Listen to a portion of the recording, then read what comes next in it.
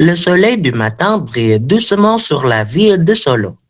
Les réchauds, pas trop oppressants, peu assez pour faire élever l'esprit d'Aurélie, la blonde venue de Bordeaux. Elle est en une semaine de vacances à Java Central. Aujourd'hui, elle découvre Solo, accompagnée par une jeune stagiaire d'une agence de voyage locale. Bonjour Aurélie, je suis Ayou, votre guide touristique aujourd'hui, dit Ayou en lui tendant la main avec gentillesse.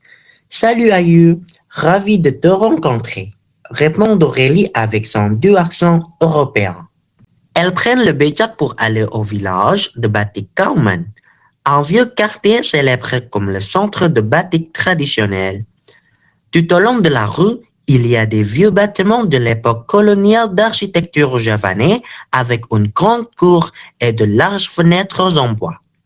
L'odeur de la cire et des chandelles chaudes les accueillit à l'entrée dans une maison de batik. C'est ici que le batik est fabriqué à la main sans armure, explique Ayou. Batik est l'un des artisanats typiques indonésiens. On dessine le pattern sur le tissu et puis on met de la cire sur le dessin.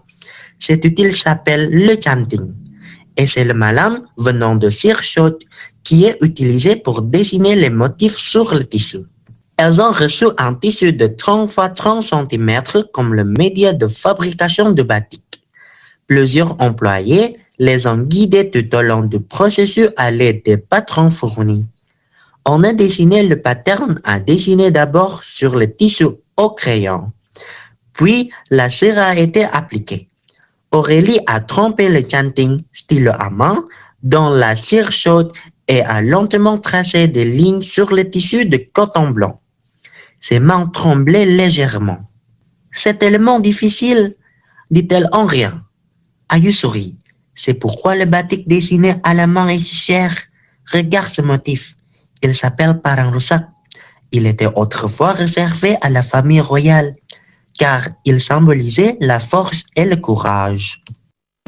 Et ça, demande Aurélie en dessinant le motif circulaire. Kawon symbolise la pureté et la maîtrise de soi. Donc, chaque motif batik a une philosophie, oui, et on les porte pour différentes occasions, répond Ayou. Après avoir appliqué la cire, le motif est coloré avec la teinture textile, puis il est bouilli pour éliminer la cire. Et voilà, le batik est prêt. Aurélie et Ayou toutes les deux font du batik kawon. Waouh, la combinaison de couleurs c'est magnifique, mais la mienne est un peu inégale, dit Aurélie un peu triste. C'est parce que les traits de cire n'étaient pas tout à fait réguliers, mademoiselle. Donc, la teinture a traversé les lignes, explique une dame qui leur donnait des cours. Après avoir terminé la fabrication de batik, elle s'arrête à la galerie de batik située au devant de la maison.